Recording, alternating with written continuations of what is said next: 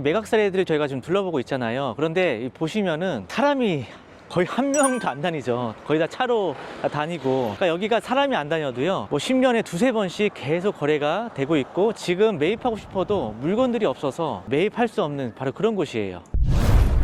네, 안녕하세요. 아하빌딩의 이대입니다. 오늘은 이제 한남동 상권 투어를 하려고 하는데요. 이 한남동은 크게 4가지 카테고리를 나눠줍니다. 상권이. 첫 번째는 한남동 꼼대 가로수길, 두 번째는 한남동 카페거리, 세 번째는 한남 오거리 상권, 네 번째는 한남 더일 UM 빌리지 상권이에요. 그러니까 오늘 우리가 함께 상권 투어 할 곳은 바로 이 한남 더일 UM 빌리지 상권입니다.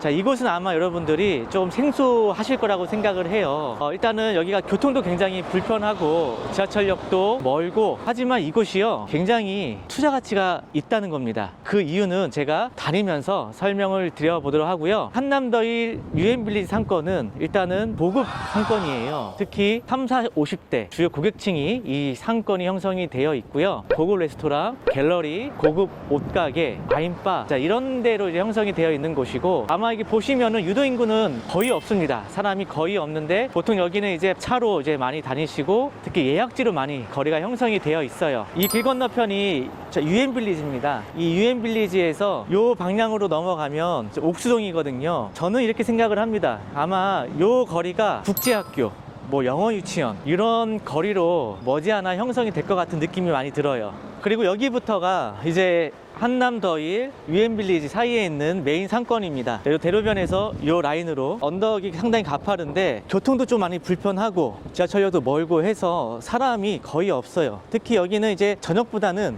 낮에 사람이 많은 곳이고, 아까도 말씀드렸지만은 한 40, 50대 분들이 주로 이제 고객층이라고 보시면 되겠습니다.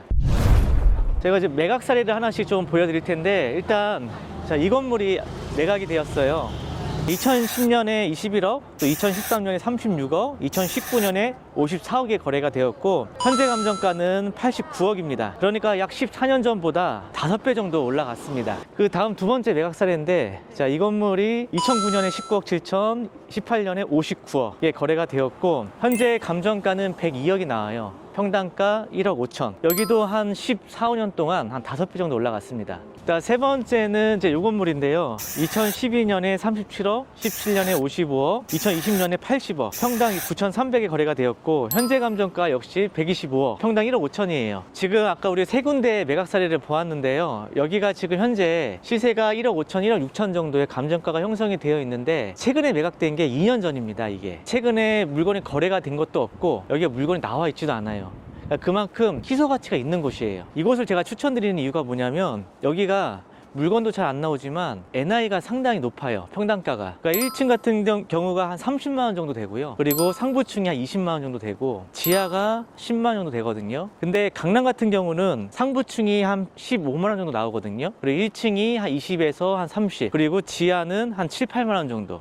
왜 그러냐면은 강남은 공급이 굉장히 많잖아요. 임대료를 경쟁을 하기 때문에 임대료가 낮은 편인데, 한남동, 특히 여기는 공급이 제한되어 있습니다. 수요보다 공급이 적기 때문에 임대료가 상대적으로 높은 거예요.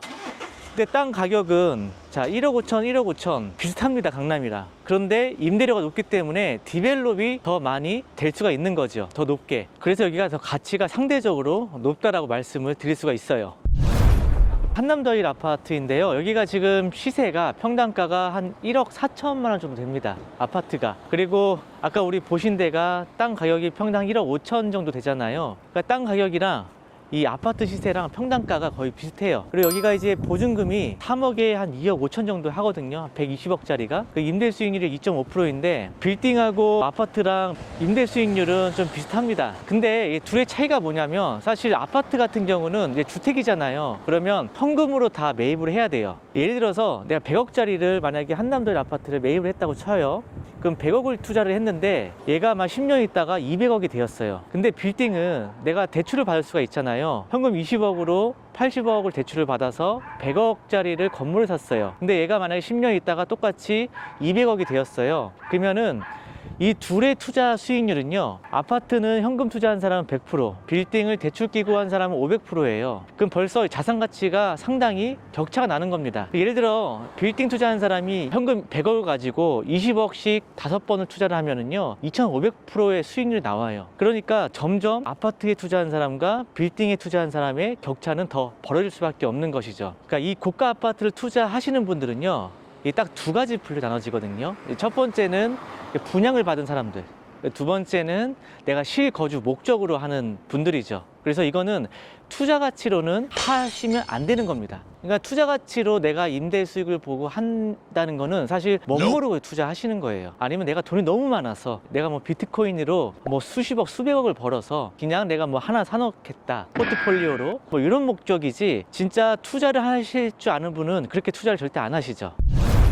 지금 저희가 메인도로에서 이 뒷골목으로 지금 돌고 있는데요, 이 건물도 매각이 되었어요. 2010년에 16억 7천에 매입을 해서 신축을 하고 나서 2021년에 67억에 매각을 했습니다. 평당 1억 5천에 매각을 했고요, 약 한 3배 정도 차익을 거두었고, 현재 시세는요, 자 10년 전에 신축을 했기 때문에 한 평당 1억 5천, 감정가는 한 80억 정도 됩니다.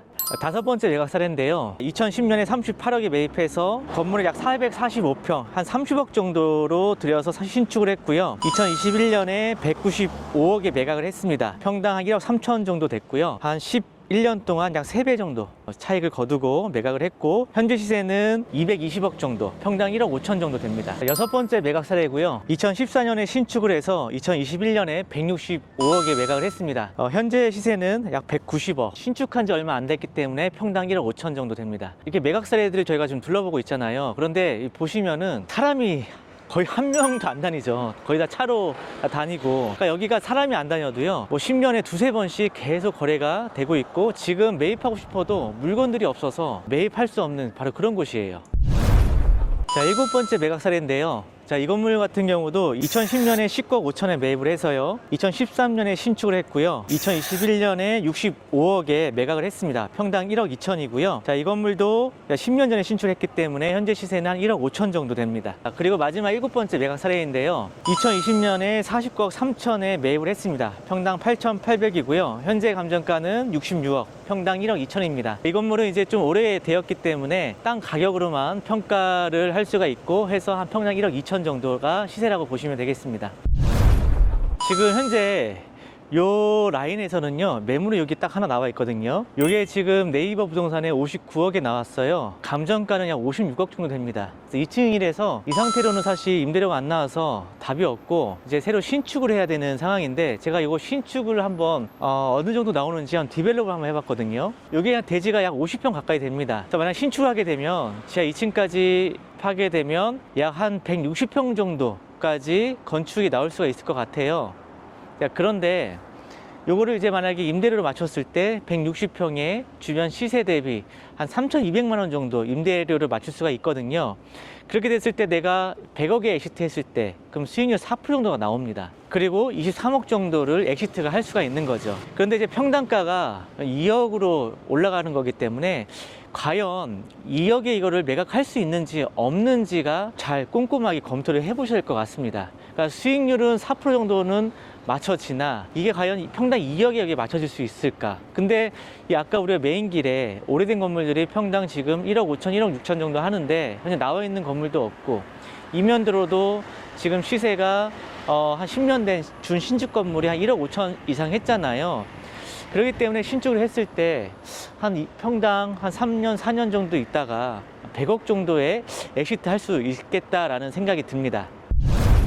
지금 마지막으로 추천드릴 매물이 바로 이 건물이거든요. 지금 요 대로변에 있고 요 코너 건물이에요. 200억에 나왔는데 평당가가 약 한 1억 6천, 그리고 감정가도 한 193억이 나왔어요. 그래서 요 라인에서는 가장 저렴하게 나온 건물이라고 생각을 합니다. 임대 수익률은 얼마 안 나오지만 이제 좀 싸게 좀 투자 가치로 갖고 계시는 분들한테는 굉장히 괜찮을 것 같다라는 말씀을 드립니다. 자, 오늘 영상은 이것으로 마치도록 하고요. 지금 날씨가 많이 추워졌는데요, 감기 조심하시고요, 연말 연시 따뜻하게 잘 보내시길 바라겠습니다.